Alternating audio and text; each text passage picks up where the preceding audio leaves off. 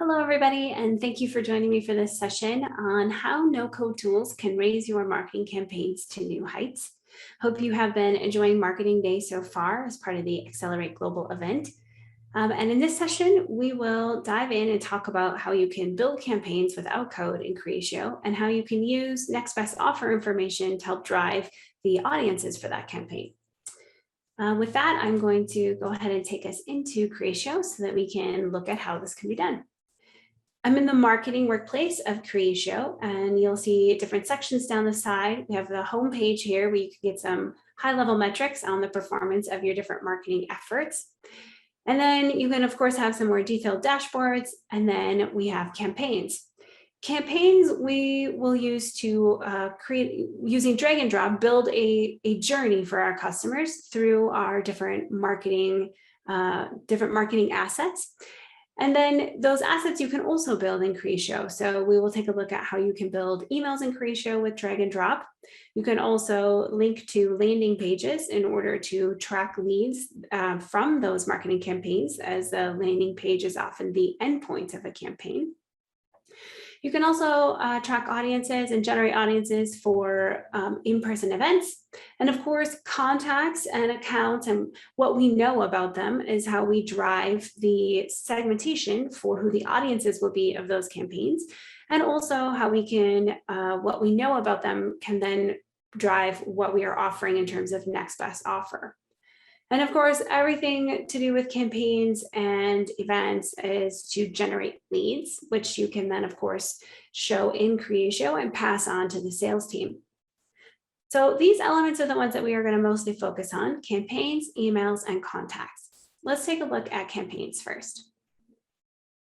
In Creatio, you can have an unlimited number of campaigns, and these can be straightforward, like drip campaigns, maybe sending a welcome email to all new customers, or following up after 30 days of becoming a customer to see how satisfied they are with the onboarding process. But you can also have very targeted campaigns, maybe for special promotions. We'll take a look at this new products campaign. So this is a campaign that is promoting some new products. And you can see we have a summary here of the campaign. We can see all of the campaign as it's designed in the campaign editor, which we will open and take a look at. We can also see some statistics about where the campaign participants are in our campaign. So we can see that there are a number of them here still in the beginning, and then we can see, where they are in terms of which steps later on down the campaign as well. Of course, you have some general information: how many participants, how many reached the goal, since this is a campaign that was already run.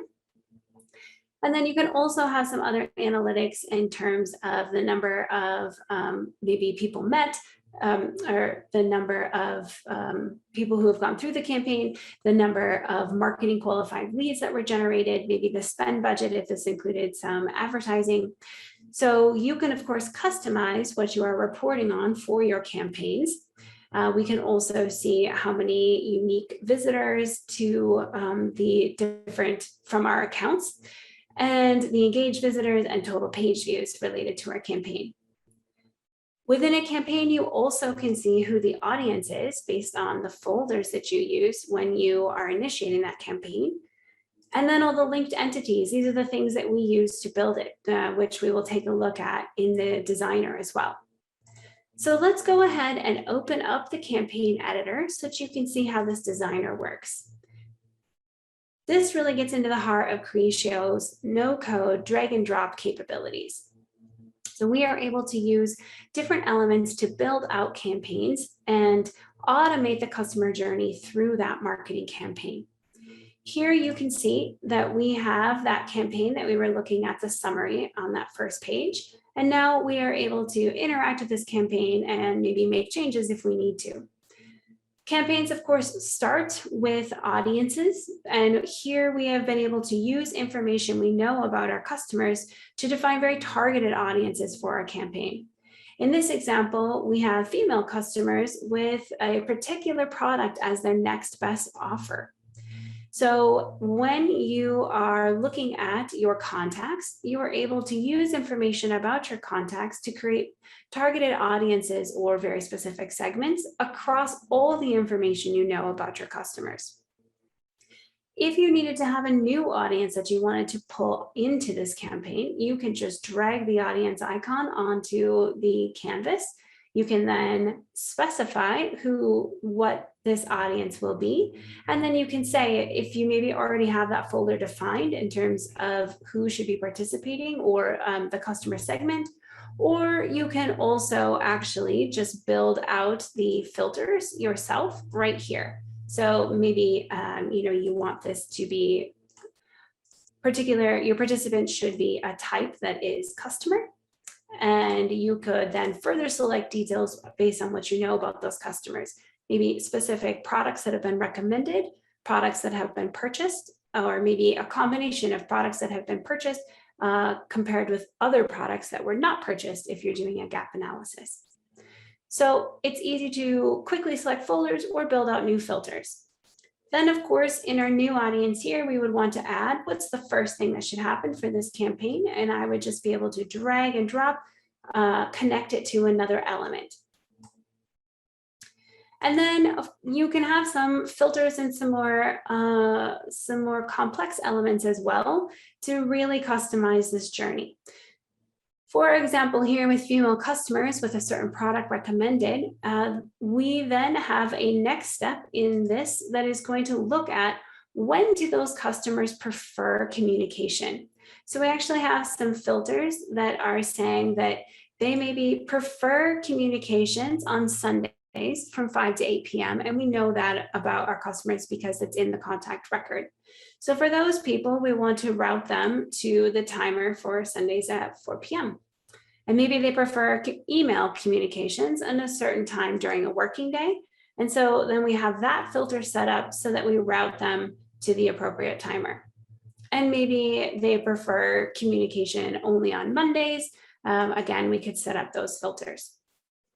So we are using the information we know about the contacts within these selected audience folders in order to then present the email, or in this case, also direct mail or Telegram or Facebook Messenger marketing message at the right time. And then we are using that information to know not only when to present it, but which channel we should use based on their communication preferences. We then have an element here to eliminate duplicates. And then we are going to initiate a random split so that we can do some A/B testing of the emails. And then these emails are actually emails designed right in Creatio, and they can have even further customized messages using dynamic content. Of course, all of this is driving our participants to a landing page where they can enter some information, which will then generate a lead, which can be assigned to the appropriate sales rep for follow-up based on location or product expertise, because it is all linked to that contact record in Creatio, so we know who the assigned account manager is. And then we are going to ultimately put this participants into folders so that we note on the contact record who participated and what the status was. And then maybe, we can do follow-ups to warm leads, or certainly notice those or mark those that have unsubscribed. So a lot of different things happening in this campaign. The point is that it is all linked to what we know about our contacts, and all of this logic for building out this customer experience is done without having to code any information. So we talked a lot about the campaign itself and some of the linked entities that we used in order to drive these campaigns. I do want to talk about the linked entities and the emails in particular. So let's take a look at the email that was used in this campaign. This is a good example of dynamic content. So we have this new product that we want to promote to our customers, and we want to have this one promotion campaign and one promotional email. But we know we have customers who may be interested in different products. And in this case, maybe female customers interested in a certain product and male customers interested in a different product. And we are able to design these emails and make them, using dynamic content, make them present the right messaging and the right imagery to the right customer based solely on the contact record. And then, of course, you can have a default if for some reason you don't know that information about the customer. You can present an option that would address both of them. So in the easy drag and drop email editor, you're able to design these emails with the right custom messaging for the customer. And then you're also able to get a lot of statistics about the email performance itself. So beyond just how the campaign performed, you can see which audience got this particular email message, which is important if you're doing that A/B testing. You can also get information about the sending progress and where this is in the process. You can also get detailed information about the performance of specific links or images in your email. So you can have a heat map showing you which customers clicked where and maybe what imagery performed best. And then you can also see link performance and then have some number of clicks for each of those specific links as well. Of course, you can have some summary information in terms of totals, how many were delivered, how many clicks, how many opens, how many unsubscribes, and exactly when did people click or open the email on a time-based chart, and of course, some reporting on errors as well. So a lot of detailed information all right here in Creatio in terms of the campaign performance and then individual email performance as well. We talked a lot about the different tools that you can use for emails and campaign design, but we really want to also highlight what we know about our contacts and how that is driving those customer segments. So on a contact record, you are able to view detailed information about your customers and then use those to create folders for very targeted segments. In this example, we're seeing the folders that we saw actually in the campaign itself. In this case, it's participants of that promotional campaign. And if I just show you the filter, we will see participants of the campaign with website events, meaning that they visited the website for this particular product, and then also they participated in the campaign. So these would be contacts that we would definitely want to follow up with because we know that they're very interested, and we know they received a promotional offer, and we know they went and looked at that product. And we are able to generate this for follow-up using these filters for detailed information on the contact record itself. So we are able to look at the website event tracking to see exactly what they looked at on the website, and then use that for filtering to create this targeted folder. We're also able to use next best offer information to be able to use these folders and create targeted segments. So if I look at this filter here, you'll be able to see that we are looking at those customers who have looked at certain products in their website. And so we've seen that they have been to our website. And then we're also seeing that these customers have a particular product as the recommended next best product, or next best offer, and then also that they are existing customers and female. So you can get really down into the details, not only about maybe what you know in terms of their customer profile, but also what you know about products that they already have, using machine learning to identify products that are recommended for them based on what we know about the customer and products they already have. You can also use these folders to create segments based on the website events and the tracking that you're doing to see what products they may have looked at. And then you can even pull in information across the customer journey. So we talked about knowing what products they have already ordered, but you could also pull in information, maybe customers who have had a customer service request lately and maybe gave either poor or negative feedback, and you want to respond appropriately in order to help boost their feelings about your brand. So you can pull in information across that customer journey to utilize in identifying segments for your marketing efforts.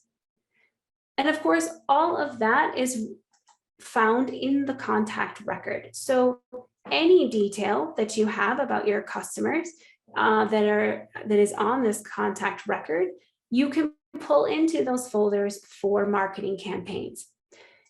And of course, if there's some new field that you need to start tracking, some new data point about your customers that you want to include that maybe you realize would be useful in marketing going forward, you can easily add that field to your contact records using drag and drop, and then start tracking that field, adding data to it so that you can start using that in your marketing campaign. The contact profile, as well as the campaigns, all of the no-code tools make it easy to adapt and adjust as you learn more about your customers and as you get more targeted in your marketing. And with that, I do want to make sure that we get a chance to answer some questions as well. So let me go ahead and take a look at questions that have been submitted. There was a question about what criteria we can use for segmenting our audience. And we did, of course, talk about that it can be really all across the customer journey. We're looking at the next best offer in particular right here on this particular contacts record. This is using machine learning to generate a recommendation and a recommendation score. So we know those that we are most confident that this particular customer will like. And then, of course, we talked about also being able to use some of the website events in terms of maybe what they've been looking at, as well as orders, product information, and of course, just general profile information like location and more standard segmentation. Another question was how we might be able to integrate Creatio with software and tools that you are already using.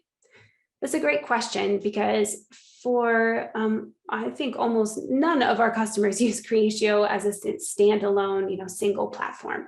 We definitely expect Creatio to work with other tools that you are using, whether that be an ERP system or, maybe some other online advertising systems. So Creatio has an open API, and you are able to use the tools right here in Creatio to design web services using REST or SOAP API in order to connect to other systems. And then you can set up processes that will determine when you want to call those integrations. So we make it very simple to pull information into Creatio as well as push information back out. There's also a question about a trial. What kind of trial do we offer? Creatio does have a free 14-day trial that you can sign up for on our website of both the marketing product as well as, of course, the full CRM. So you're welcome to download something. It has a guided tour that can walk you through the product and help you understand its different capabilities. And of course, as part of the pre-sales team, we're definitely happy to give you a demo and talk through your specific use cases to see how Creatio can best help. So with that, I really appreciate your time today. I hope you enjoy the rest of the Accelerate event, and thank you very much for watching.